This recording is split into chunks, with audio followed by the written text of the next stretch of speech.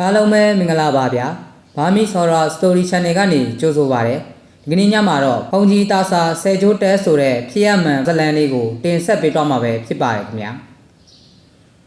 လွန်ခဲ့တော့10နှစ်2006ခုနှစ်ခန့်ကရွှေရင်ကျော်ဆရာကြီးဦးတိုးလာဒီရေတွင်ကုန်းရွာတို့ပယောဂကုတရန်ပင့်တော်ကြောင့်ထိုရွာရှိဖုန်ကြီးကျောင်းတွင်ကုပွဲပြင်ဆင်၍ကုတလေတယ်ကုတရာတွင်အစွဲဒီခေါင်းမာတော့ကြောင့်အတာတကြီးပြောဆို၍မရပဲအပြင်းထန်ဆုံးမကုတခဲ့ရလေတယ်ဦးတိုးလာမှတာတကြီးပြောဆိုနေစဉ်မှာကျောင်းထိုင်ဆရာတော်မှစွန်းစားပင့်ထား၍မရှိပဲစွဲရင်ကောင်းမှ၍အပြင်းထန်ဆုံးမနေခိုက်တွင်ပြန်လည်ရောက်ရှိလာလေရာတကားတိုးရာတကားတို့ရွှေရင်ကျော်ဆရာတွေကပယောဂကုတာတရဝါကိုကူညီတယ်ဆိုတာတော့ကြုတ်လက်ခံပါတယ်ဒါပေမဲ့မေတ္တာလေးနဲ့ပြောလို့မရဘူးလားဖះကမေတ္တာပေးဖို့ပဲဟောတာလေဒံပေရိုက်နှက်တာတွေဖះစဉ်ရှိနဲ့ကျုပ်ရှိမှလုံနေတာမြင်ရတော့ဖះဟောနဲ့ဆန့်ကျင်မနေဘူးလားတကားတို့ကျောင်းထိုင်ဆရာတော်ဥဒ္ဓမလင်္ကာယကမိန့်တော်မူခြင်းဖြစ်တယ်တချို့မိစ္ဆာကမေတ္တာပို့လို့မရဘူးဖះသူတို့ကိုမေတ္တာပို့ရင်ပို့တဲ့မေတ္တာကိုပဲယူခြင်းလားလှုပ်ထားတာကိုမဖြေပေးဘူးဖះတပည့်တော်တို့ကုတော်ကအာခန္ဓုမိစ္ဆာကိုချုပ်ထားရတာရံမလို့တဲ့အချို့စွဲရင်အတွက်ကချုပ်เสียမလို့ဘူးဖះမေတ္တာပေးလိုက်ရင်ရံလို့တဲ့တချို့မိစ္ဆာကချုပ်ထားရာကပြေးပြီးတော့လက်ခမောင်ထခတ်တော့တာပဲဖះခက်တဲ့တကားတိုးရီကျုပ်ကတော့မေတ္တာဓမ္မမို့တရဝါအားလုံးကိုမေတ္တာပဲပို့ပြီးကုစေချင်တာတကားကိုကြည့်ရတာဒေါသတွေပြည့်နေတာပဲတကယ်တော့လူတွေဟာဖះတရားမြဲပြီးသီလဓမ္မရီနဲ့တာပြည့်စုံနေရင်ဘလို့ပယောဂတွေဖြစ်ကြမှာလဲတပည့်တော်အရှင်ဖះကိုအခုလောလောဆယ်မှာပြန်ပြီး၆တင်စရာမရှိပါဘူးဖះတပည့်တော်ခရီးဆက်ဆရာရှိနေလို့ခွင့်ပြုပါဖះဟုဆိုကဆရာကြီးဦးတိုးလာဒီဆရာတော်အားဝိဖြစ်ပြီးပြန်လဲထောက်ခါလာတော့တယ်စိတ်ထဲတွင်မလို့ဆရာတော်လည်းဖြစ်နေရတဲ့ကြောင့်မိမိတို့ပယောဂကုလူများ၏အကြောင်းမိစ္ဆာများ၏ပရိယေများပုံခေါင်းမပုံများကိုလက်တွေ့ချင်းပြ၍မရသေးတော့ကြောင့်တကြောင်တအုပ်နွေဖြစ်နာရှိကြတော့တယ်တို့နဲ့ဆရာကြီးဦးတိုးလာဒီထိုကိစ္စကိုမိမိပြောက်ရှိသွားဒီမှာနှစ်ကာလ10နှစ်ပင်ကြာခဲ့ပြီတရက်တွင်ဦးတိုးလာထံတို့ဆရာကြီးခမရေတွင်ကုန်းရွာမှာယဟန်တကာကြီးဦးတာပြောရောက်ရှိလာလေတယ်ဟာဦးတာပြောလာဗျာမတွေ့တာကြာပေါ့နေကောင်းကြလားကျုပ်ကတော့နေကောင်းပါရဲ့ဗျာနေမကောင်းတာကကျောင်းထိုင်ဆရာတော်ကြီးဗျဘလို့ဖြစ်တာလဲဗျစေးုံစေကံမတွားဘူးလားတွားပါတကောဗျာ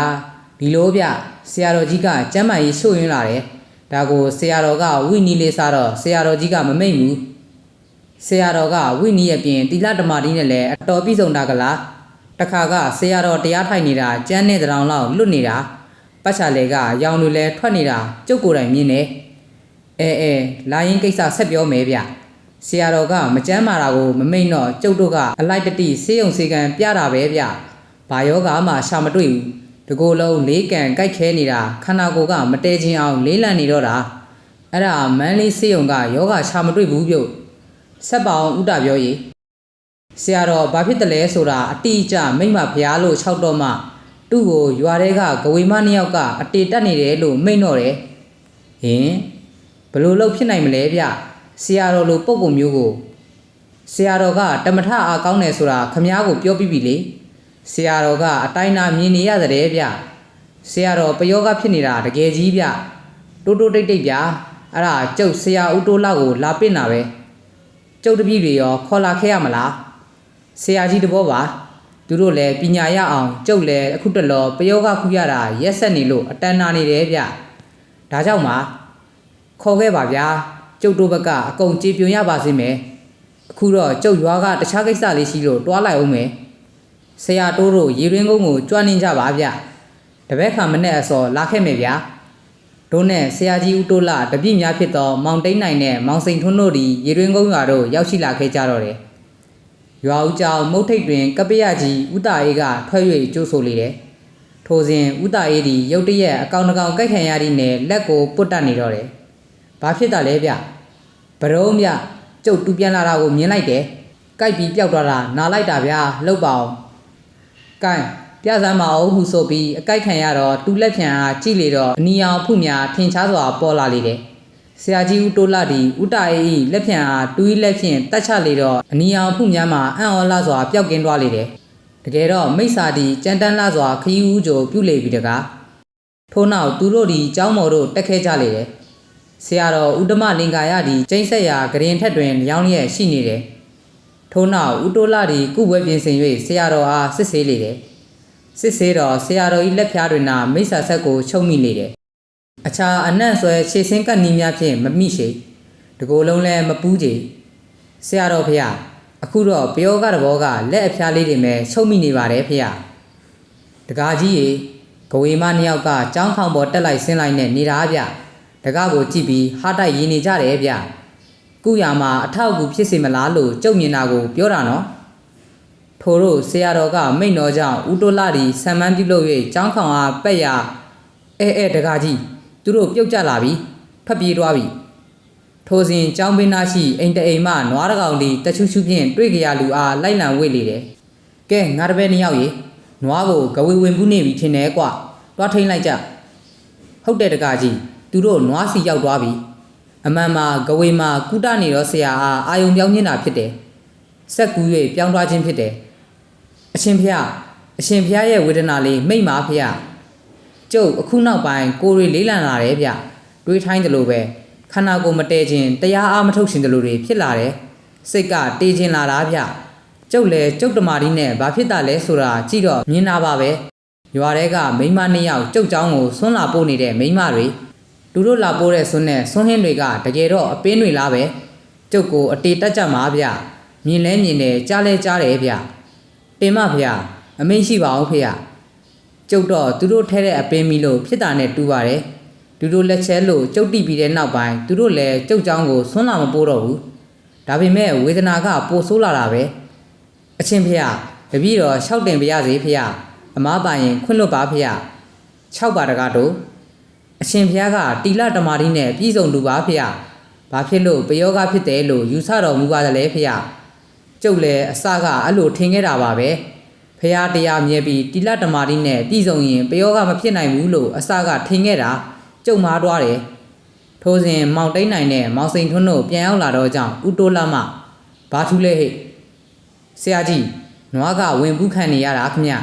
ကျွန်တော်တို့ကိုရမ်းမှုတဲ့ခွာရီရဲ့နှာခေါင်းတွေမှုတ်တယ်ဗျမျက်လုံးတွေများရဲနေတာပဲဘလို့လောက်ခဲ့တုံးကွာကျွန်တော်တို့ချုပ်တုပ်ပြီးငရဲမိဆက်ပက်မှနွားကငိမ်သွားတာခင်ဗျအဲ့ဒါငါတို့ကိုအာယုံပြောင်းတာပဲကွတိတ်ညံများတဲ့ဂဝေးပဲကျုပ်ရဲ့ခြေကိုချုပ်စစ်တော့လည်းမကတ်ဘူးလက်မတောင်အဖျားလေးပဲချုပ်မိတာဘလို့စစ်ဘလို့ကူးကြမလဲတကားတို့အချိန်တော့ပေးပါဗျတပည့်တော်ကြံမအောင်မယ်ဗျာကြံမအောင်ချုပ်လို့မိရင်တော့တကားတို့မြစ်တာနဲ့ပဲကုနော်ချုပ်တာရိုက်တာနှက်တာကျုပ်ကမမြင်ချင်းဘူးတပည့်တော်ခက်ချေပြီတကယ်အစွဲကြီးရင်ထိုတို့ဆရာတော်မမိန့်တော်ကြောင့်စွဲရင်းဒီဝမ်းတာနေပြီတော့မီချုပ်တာတုတ်တာဒဏ်ပေးတာလည်းမလုပ်ရဟုဆရာတော်ကမိန့်နေတယ်ဘယ်လိုလဲတကားတို့ပယောဂကုတာတက်တန်းရင်နေတော့ချုပ်တာတုတ်တာရိုက်တာနှက်တာဒဏ်ပေးတာဝါသနာကိုပါသွားတာပဲလားတပည့်တော်ပယောဂကုတာရဲ့အကြောင်းမဲ့မရိုက်ပါဘူးဖေအချို့ဆွဲရင်ကခေါင်းတိတ်မှလုံးအာခံလုံးရင်လှုပ်တင်ရင်လှုပ်ရပါတယ်ဖေ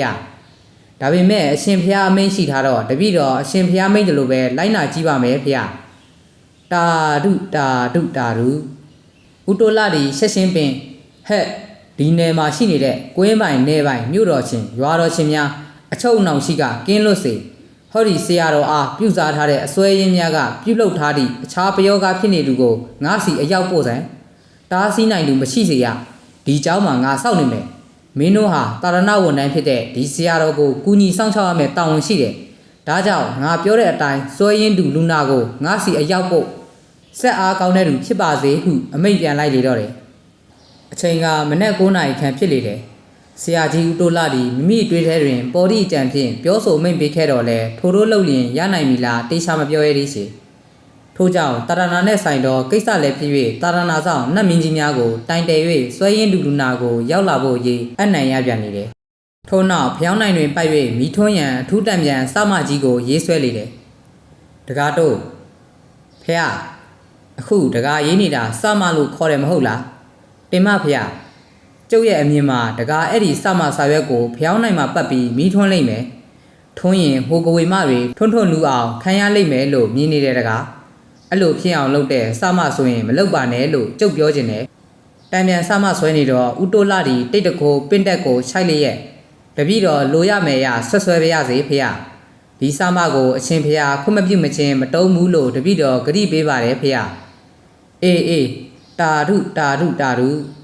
ဆရာကြီးဦးတိုးလာဒီပထမကဆွဲရင်အားကိုထိလက်ရောက်ဓာန်ပေးခြင်းကိုဆရာတော်ကတားမြစ်ခဲ့၍ဓာတ်မပေးပါဟုဂရိပေးခဲ့ရပြီးအခုတွေ့ဝိုက်ဆုံးမရန်စမဆွဲတော်အခါတွေလည်းဆွဲရင်များထိခိုက်မိကိုဆရာတော်ကကြိုတိနေပြီးတားမြစ်နေပြန်တယ်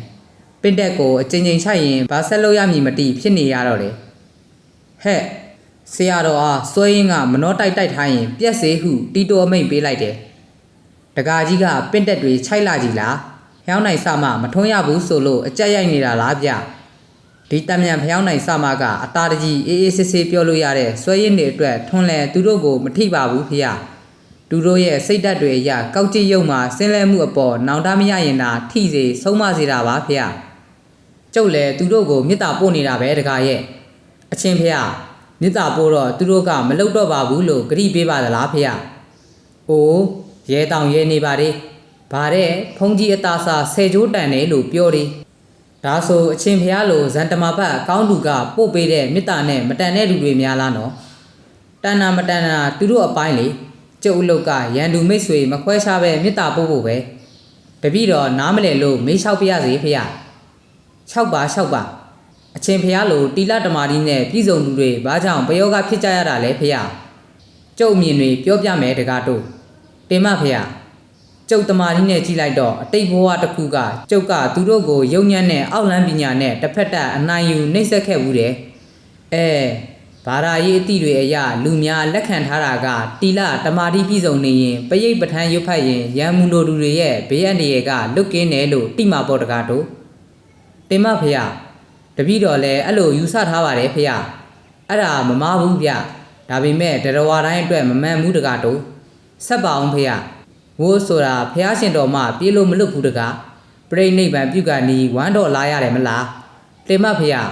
တကိုးအရာဖះပြီးရင်ဣတရရတဲ့အရှင်မဟာမောခလန်ကိုတော်ယဟန္တာကြီးပြိဋိနိဗ္ဗာန်ပြုချိန်တန်တော့ဘာဖြစ်လို့ခိုးရာ900ရိုက်နေတာကိုခံခဲ့ရတာလဲတကားတို့ဒါလဲအတိတ်ကဝတ်ကြွေးကြောင်ဖြစ်မှာပါဖះကျုံမှာအဲ့လိုအတိတ်ကဝတ်ကြွေးရှိခဲ့တယ်တကားတို့ဒါကြောင့်ကျုပ်ရဲ့တီလာတမာတိကဂဝေမတွေပြုစားတာကိုမတားနိုင်တော့တာဒီနေရာမှာတခြားကဝေတွေဆိုရင်ကျုပ်တားနိုင်မှာပေါ့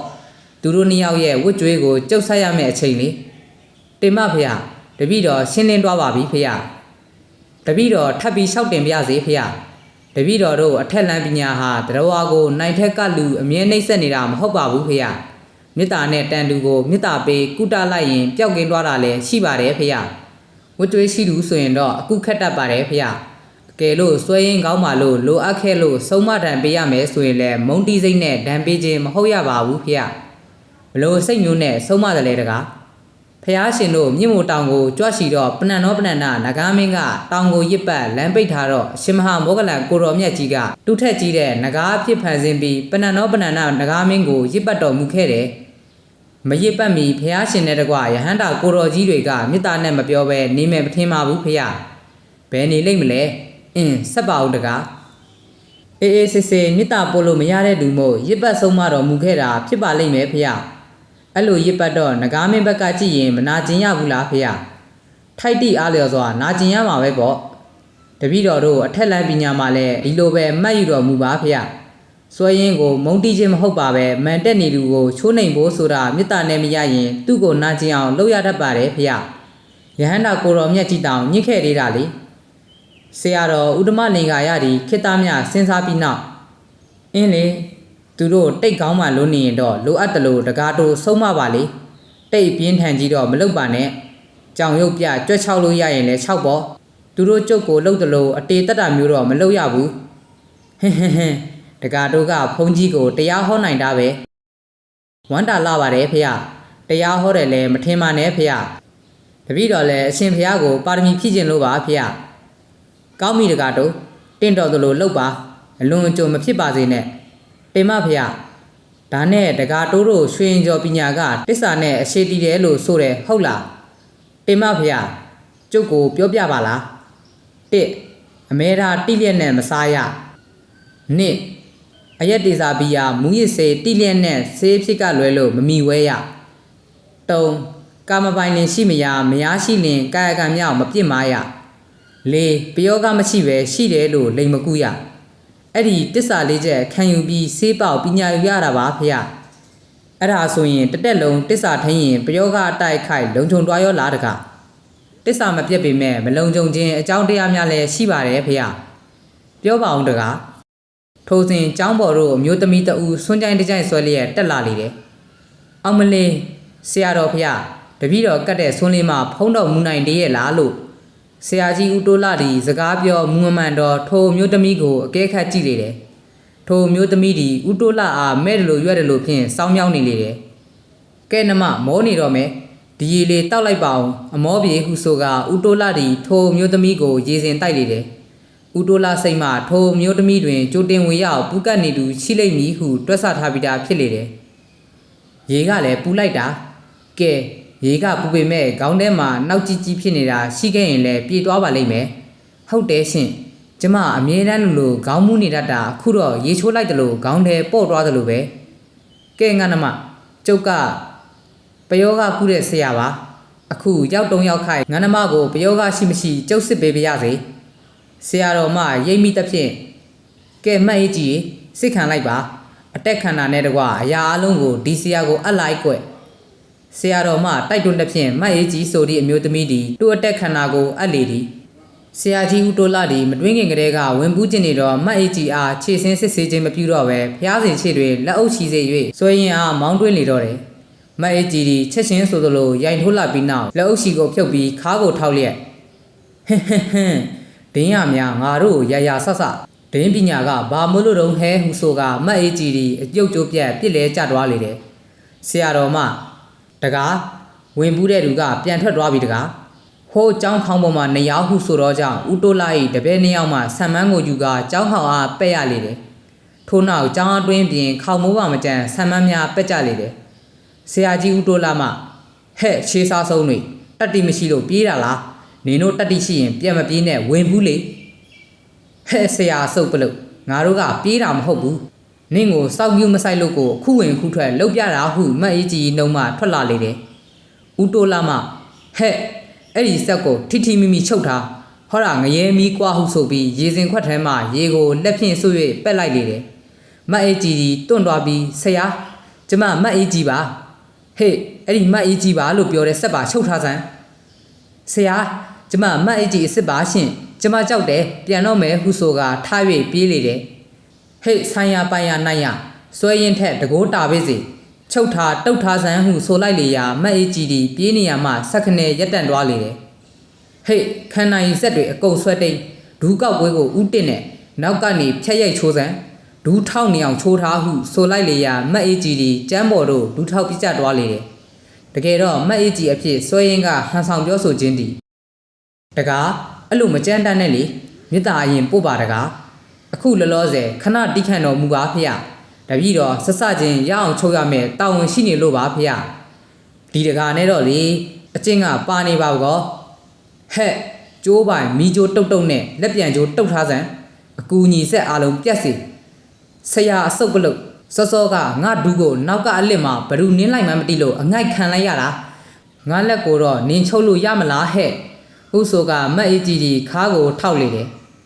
အောင်မနင်းကဘာမို့ငါချုပ်မရမှာတော့ကွာခြေစားဆုံးမရဲ့ဟဲ့ငါမိတ်မရပဲမထွက်နိုင်စေရထောက်ထားတဲ့ဒူးအောက်ကညို့တကြီးကိုဒလိမ့်တုံးနဲ့လိမ့်စမ်းကွာခန္ဓာရည်စွမ်းအကုန်ဆွဲတိန်ထားအာဟာဟာဟီဟီဟီဟဲ့ကောင်မနေမနာဘူးလားနာရင်ငါကအခုလိုရည်နေပါမလားငတုံးရဲ့ဟဲ့ကောင်မနာနေလျက်နဲ့ရေတဲ့ဘက်အာယုံပြောင်းနိုင်တာကိုများငါ့ကိုလာလိန်နေသေးတယ်ဆိုင်ရငါဘက်ကိုဆွဲလဲစမ်းမတ်အေးကြီးဒီဒူးထောက်လျက်ကဦးတိုးလာဘက်တို့လက်လာလေတယ်မျက်လုံးများကအကြည့်ဆူဆူပြူးထွက်မတက်ဟဲ့ကျိုးပိုင်ဆွဲရင်ထက်ဖုံးကြီးစေမပြတ်နိုင်တဲ့ဂီတာကျိုးနံပါတ်1ကျိုးနဲ့တူလက်ကိုအသားထဲနှိမ့်ဝင်နေအောင်ဆွဲချီလိုက်စမ်းတွေးထွက်ရှင်ထွက်ပါစေတွေးထွက်တဲ့နေရာရမ်းပက်စားတိတ်စမ်းအာလောက်ပါဟာဟီဟီဟီမတ်အေးကြီးလက်များသည်ခါနောက်တို့လက်ပြန်ကျိုးတုတ်ခိုင်းထားတော့လဲနောက်တို့မရောက်သေးချေတို့တော့ခါထောက်နေရမှလက်ဒီဟန်ချက်ပြတ်သွားလေတယ်တကယ်တော့ဆရာကြီးဦးတိုးလာ၏အမိတ်အာနာမထက်၍လက်ပြန်ကျိုးတုတ်မခံရသေးခြင်းဟုယူဆလျင်မားချေမီစွဲရင်းများသည်မန်တင်းထားလျင်တော်၎င်းကာယဒိဋ္ဌိအစွမ်းရှိလျင်တော်၎င်းဆုံးမဒီကိုခဏရင်ရှိကြလေတယ်ဟေ့ နံပါတ်1ဂီတာကျိုးနှစ်ကျိုးနဲ့လက်ကောက်ဝတ်နှစ်ဖက်တစ်ဖက်တစ်ကျိုးရှိကွအတားတဲ့နှစ်ဝင်နေအောင်ရှိခါးနောက်ကိုပအောင်ဆွဲဆောင်းဆွဲဟဲ့အကူဆက်များဖြတ်ခံရစေဦးတိုးလာ၏တပည့်နှစ်ယောက်တီဆံမန်းကိုအမတ်ရတိုင်းပက်လေတယ်ထို့တို့စတီးကျိုးဖြင့်တုတ်ဆွဲလိုက်တွေးထွက်နေရလက်ကိုရမ်းပက်စားတိတ်လုတ်လျက်ပြုလုပ်နေရနိုင်ဝက်ခန့်ကြမှဆွဲရင်းဒီလက်ပြန်အတုတ်ခံရလေတယ်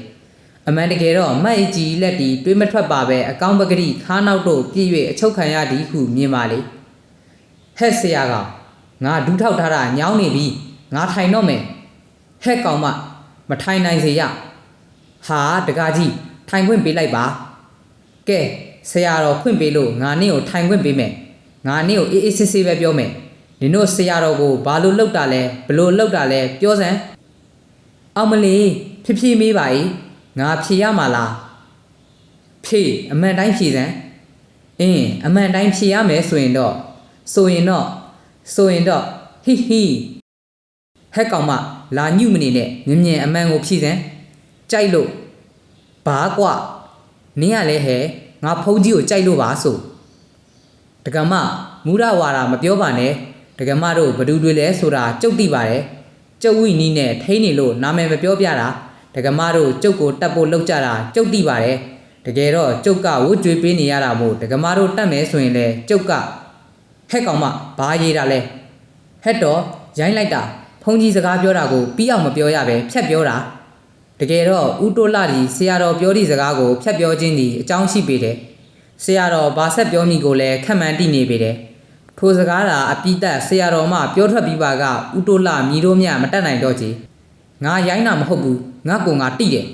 အဘဆရာတော်တွေတိတယ်ဟင်းတွေးမယ်ဟင်းကဲနင့်ကငါအေးအေးဆေးဆေးပဲပြောအောင်မယ်နင်တို့လှုပ်နေတဲ့အလုပ်တွေကအာကုတော်အလုပ်လားကုတော်အလုပ်လားဟင်းဒါများကလေးကိုမင်းရင်တောင်တိတယ်နင်ကဆရာဖြစ်ပြီးမတိဘူးလားငတုံးရဲ့အေးအာကုတို့မှန်တိလျက်နဲ့ဆက်တိုးလုံနေမယ်ဆိုရင်ငရဲကြမှာမကြောက်ဘူးလားဟာ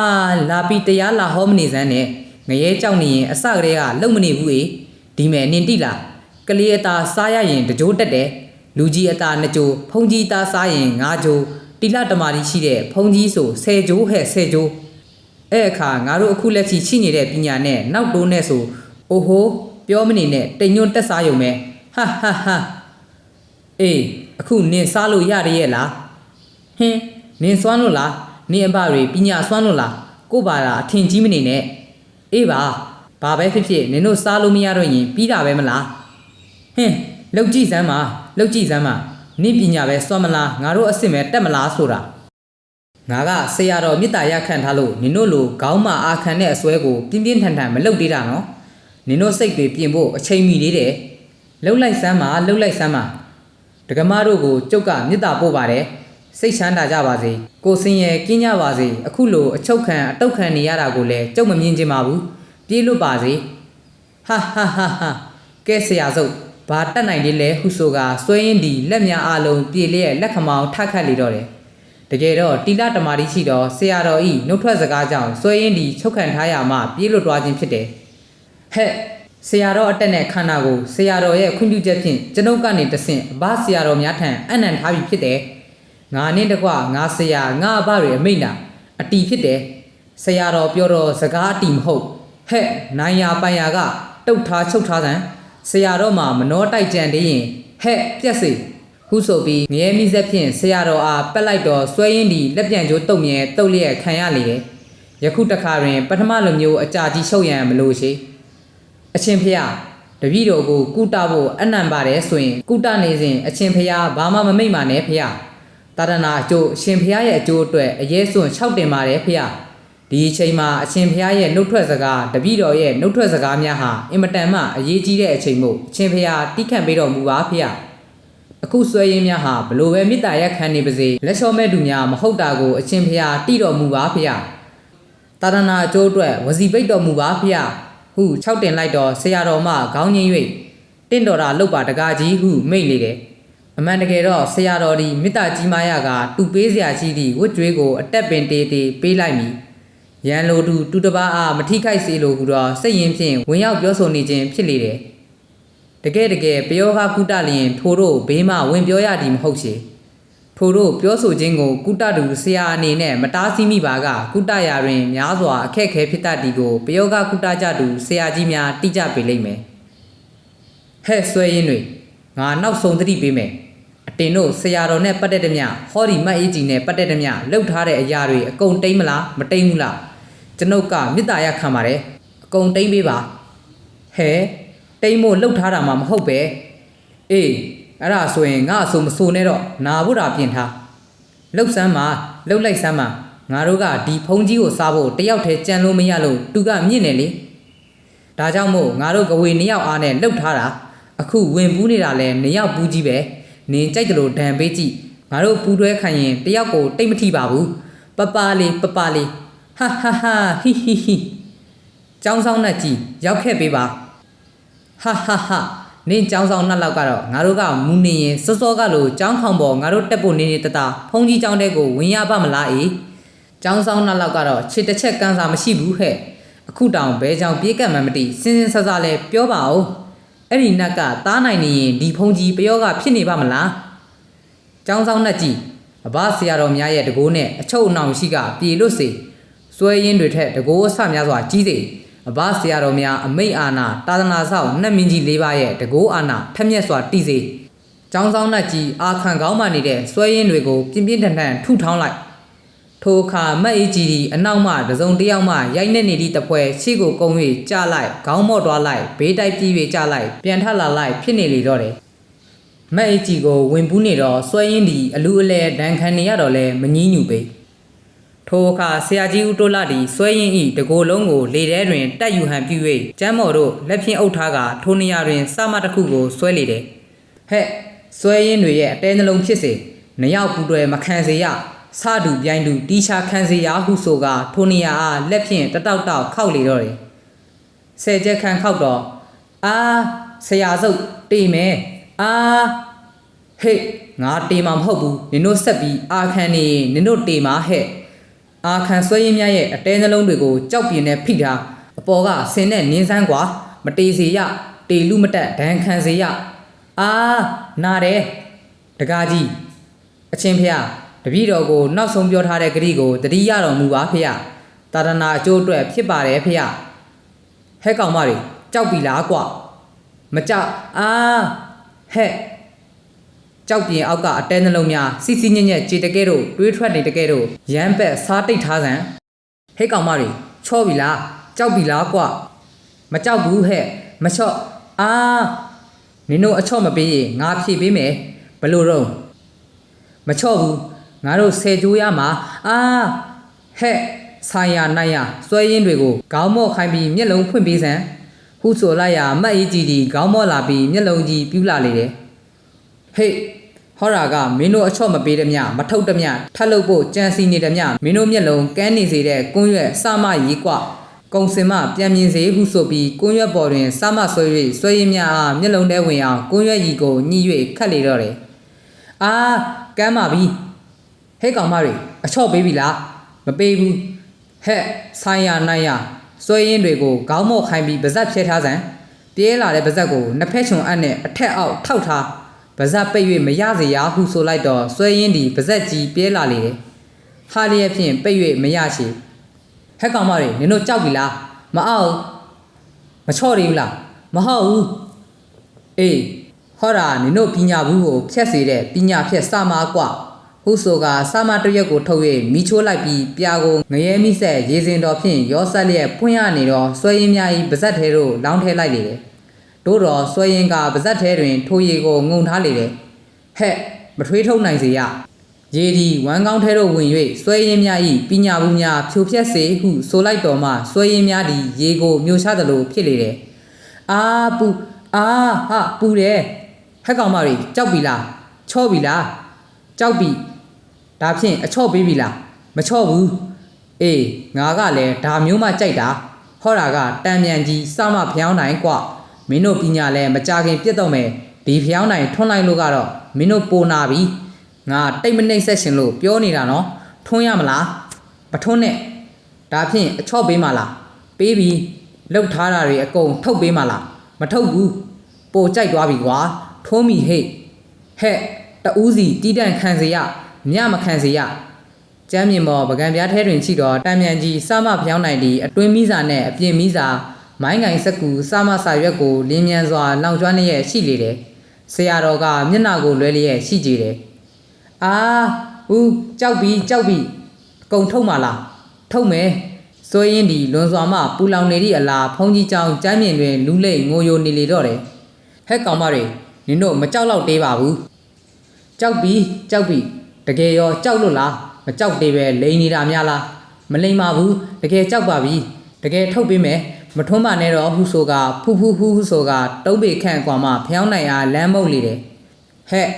ဖျောင်းနိုင်ပြီလေတိုက်လို့ပဲငိမ့်နင်တို့မုတ်လို့ပဲငိမ့်ဘာကြောင့်ငိမ့်ဖျောင်းနိုင်ပြီငိမ့်တာနဲ့နင်တို့အတေပဲမငိမ့်အောင်ဂယုစိုက်ပေးလိုက်ကြအောင်မလေးကုံပါပြီတော့ဟဲ့ကောင်မတွေဘာကုံတာလဲကွာငါတို့ပညာတွေကုံပြီနင်လောက်တာအေးစောကလေးကငါကအေးစစ်ပြောနေတော့ကနင်တို့ကမှန်တက်နေကြတာကိုကွာနင်တို့ပညာတွေကုံတော့မကောင်းဘူးလားမကောင်းဘူးငါတို့ပြန်တင်ရတော့မှာပူလွန်းလို့မီးငိမ့်လိုက်စမ်းပါဟဲ့အောင်မငါ့ကိုများဟဲ့တွေဘာတွေနဲ့ပြန်ပြင်ပြောစမ်းကောင်မတွေအေးပါဟဲ့မီးမုတ်ပေးစမ်းပါတောင်းမှန်ပါတယ်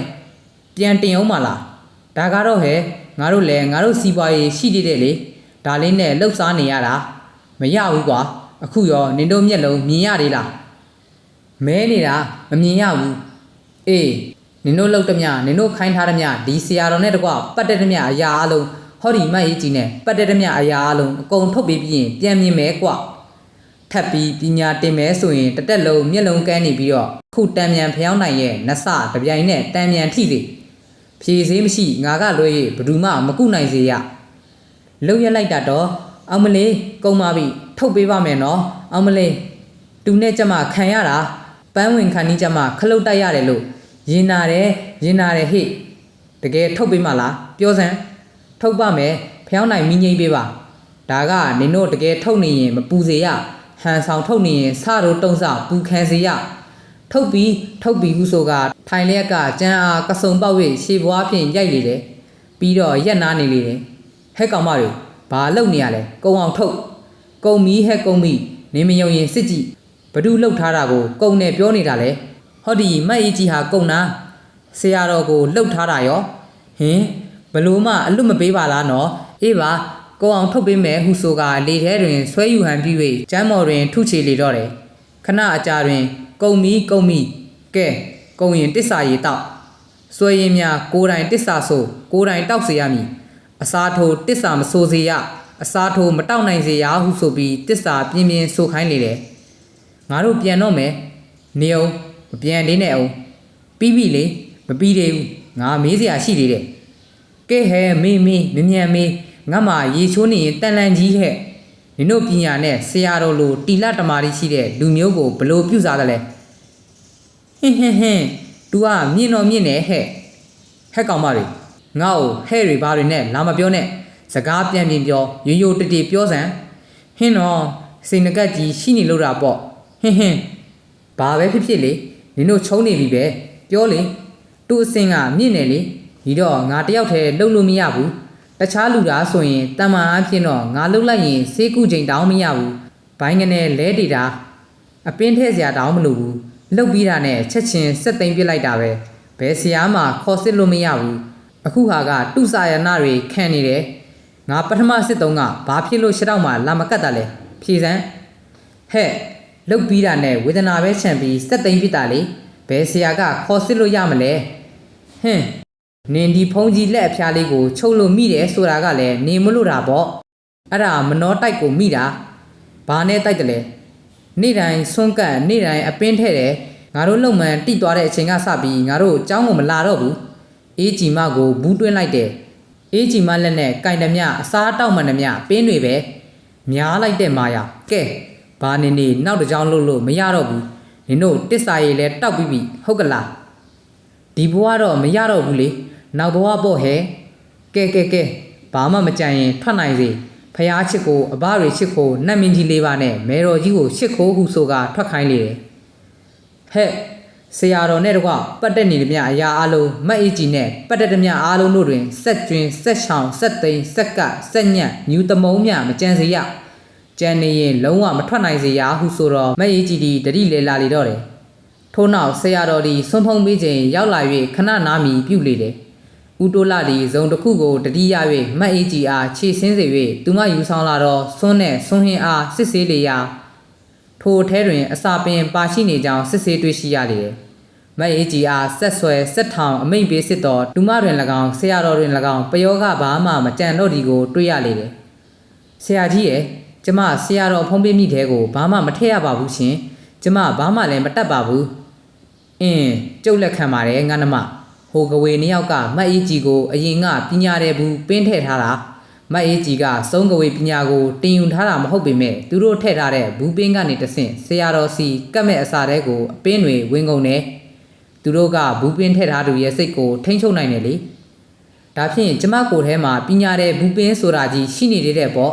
မြန်မြန်ထုတ်ပေးပါချင်းအခုမရှိတော့ပါဘူးဗျာချင်းသွားပါပြီ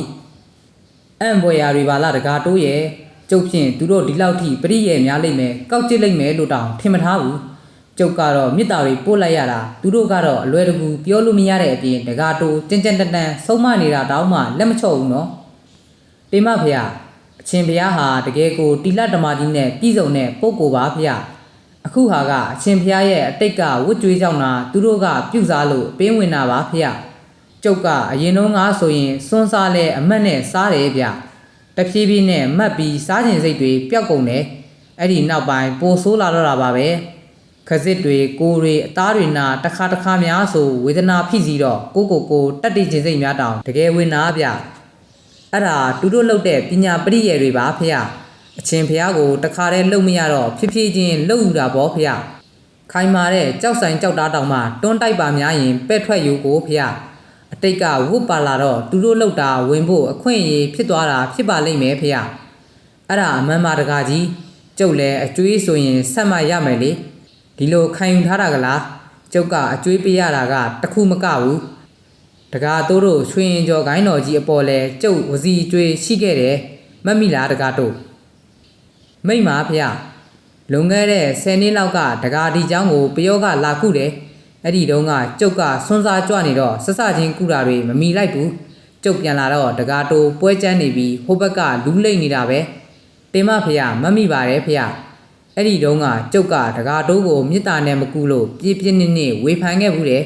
အခုတော့ကျုပ်တိပြီတကားတိုးပါကြောင့်ကြမ်းရတယ်လေဆိုတာကိုတပည့်တော်စီမှာအော်ဟေးအမိတ်မပေးရပဲရွှေရင်ကျော်စမတိုက်တံမြန်ဖျောင်းနိုင်ထွန်းလိုက်ရင်အဆင်ပြေသွားမယ့်အရာတွေရှိပါတယ်ဖေဟေးဒါဖြင့်ဘာလို့အာညောင်းခံပြီးကြိမ်းမောင်းနေတယ်လဲကွ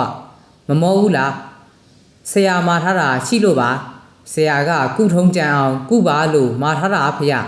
ပြီးတော့တန်ပြီးစမတိုက်လိုက်ရင်သူတို့လှုပ်ထားတဲ့ပမာဏနယ်များသူတို့တွေရဲ့အာခံမှုသူတို့တွေရဲ့ပညာမြင့်မားမှုတွေလည်းမတီးရတော့ဘူးအခုလည်းပဲအရှင်ဖျားလိုပုဂ္ဂိုလ်တောင်းမှပယောဂဖြစ်သေးတာတေချာနေတော့တပည့်တော်ကအကုန်တီးရအောင်ဆွဲရင်းကိုဆွတ်ပေးလိုက်တာပါဖေအရှင်ဖျားလည်းကုတနေစဉ်မေတ္တာပို့နေတာပဲမလားအရှင်ဖျားမေတ္တာပို့လို့တောင်တပည့်တော်ချုပ်ထားရကပြေသွားပါလိမ့်တယ်ဖေဟုတ်ပါတယ်တကားမေတ္တာနဲ့မရရင်ကြမ်းတင်ရင်ကြမ်းရတယ်ဆိုတာကြုတ်တိအောင်တကားတိုးကကြမ်းပေးလိုက်တယ်ဆိုတာကြုတ်နားလေလိုက်ပါပြီသူတို့တကယ်ပရိယေများတာပဲဝတ်ကြွေးရှိရင်ဆက်ရတယ်ဝတ်ကြွေးဆက်ချိန်မှာလက်ရှိလောက်ထားတဲ့တီလဓမ္မတိပညာဆိုတာအစွမ်းတိမ်မြုပ်နေတယ်လို့ပါပဲလားတကယ်တော့အရှင်ဘုရားဟာတပည့်တော်ထက်တီလဓမ္မတိပညာမြင့်သူပါတပည့်တော်ကဂိုင်းတစ္ဆာလေးခံဆေးပေါက်ခံပြီးအဘတွေရဲ့အကူအညီနဲ့ကုရတာပါဒီအကြောင်းကိုများလူတွေသိရင်ဘာမှမဟုတ်တဲ့ဂိုင်းဆရာကကုမှတီလဓမ္မတိပညာပြည်စုံနေသူရဲ့ပယောဂပျောက်ရတယ်ဆိုတာမတိကြသူတွေထင်လဲဖွယ်ရပါဖေဒါကတကယ်ဖြစ်ခဲ့တာပဲလေကျုပ်လိုလူမပြောနဲ့ဖရာယဟန္တာတွေသာဝုတ်ကိုခံကြရတာပဲအခုတော့ဝုတ်ကြောင့်ကျုပ်ကိုသူတို့နှိပ်စက်တာကိုခံရတယ်ခံရလို့တော့မတေးတာထင်ရှားနေပြီဒါဖြင့်အရှင်ဖရာဝုတ်ဆိုတာဟာတန်တရားတစ်ချောက်လုံးလိုက်နေတယ်လို့သိရပါတယ်ဖေတကားတိုးရဲ့ဖရာဟောကအနှိမ့်ဆောက်ကိုဟောတာလေဝုတ်မှာအမြဲငရဲမှာပါဆိုတာတကားတိုးကဘလို့ယူတယ်လဲငရဲကကုတို့မြမြတိုးလို့ရင်ပြေပြောက်နိုင်တယ်ဝုတ်ကမပြေဘူးခံရပြီးမှပြေတယ်လို့ယူပါတယ်ဖေဟုတ်ပြီဒါဆိုရင်ဝတ်ကြွေးရှိသူတယောက်ဟာသူ့ရဲ့တန်တရားနောက်ဆုံးဘဝအထိ အရင်ဘဝတွေကလှုပ်ခဲ့တဲ့ဝတ်ကြွေးတွေအကုန်လုံးစုပေါင်းပြီးဆက်ရမှာလားဂျားထဲမှာဆက်ရင်းနဲ့ရောဝတ်ကြွေးမကြည်ရတော့ဘူးလားတကားအချင်းဖျားမိတ်မှာဖျားဟာတကားတိုးရအကျွေးဆိုတာဆက်ပြီးရင်ထပ်ဆက်ရတာကြီးလို့ဘယ်သူပြောသလဲအမြဲတမ်းပြုတ်ခဲ့ဘူးတဲ့ဝတ်ကြွေးမကြည်ပဲခံနေရအောင်ပဲလို့ယူရင်ဖျားဟောအနှိမ့်စားမဟုတ်ပဲနှိမ့်စားဖြစ်တော့မှာပေါ့တကားတိုးရဝတ်ကုံလို့တကားတိုးကုလို့ရတာတကားတိုးကုလို့ဝတ်ကုံတာမဟုတ်ဘူးချင်းလားချင်းပါတယ်ဖျားမချင်းရင်လဲကျုပ်လဲမတတ်နိုင်ဘူးကဲတကားကြီးလဲမောရောပေါ့နားပါဦးတရဝအကျိုးတရဏအကျိုးကိုဒီထက်ပို၍ဆောင်ရွက်ရင်မိမိပြိဋိနိဗ္ဗာန်လံဖျောက်ပြီးဖို့ပါရမီဒီပြည့်စုံပါစေတည်းအချင်းဖျားပေးတဲ့ဆုနဲ့ပြည့်ပါစေဖျားတာရုဒီကနေ့မှာပြောပြပေးခဲ့တာကတော့ဘုံကြီးတာစာဆယ်ကျိုးတဲဆိုတဲ့ဖြစ်ရမှန်ဇက်လန်းလေးပဲဖြစ်ပါတယ်ခင်ဗျာကြည့်ရှုအားပေးခဲ့ကြတဲ့အတွက်လည်းကျေးဇူးတင်ပါတယ်နောက်နေ့တွေမှာလည်းအားပေးနားဆင်ပေးကြပါအောင်ခင်ဗျာ